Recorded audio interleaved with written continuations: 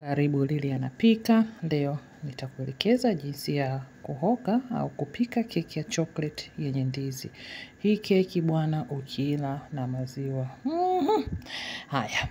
Kwanza kwenye bakuli utaweka siagi na sukari, lakini kabla hujaanza kuchanganya hakikisha umewasha jiko, weka moto wa 160.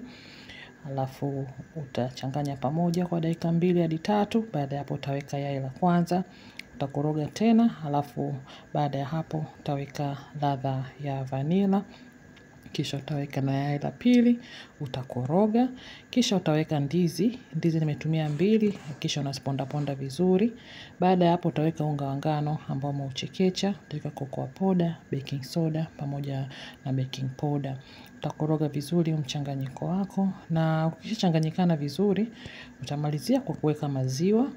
Utakoroga tena vizuri. Alafu baada ya hapo sasa utaweka kwenye tin ambazo utakuwa umeziandaa. Hizi tin nimezipaka ile pan release, nilishafundisha. Kuna video yake humo jinsi ya kutengeneza mwanzo mpaka mwisho. Utapika hii keki kwa muda wa dakika 40 au 45 au mpaka pale ambapo utachomeka kijiti katikati na kikatoka kikavu.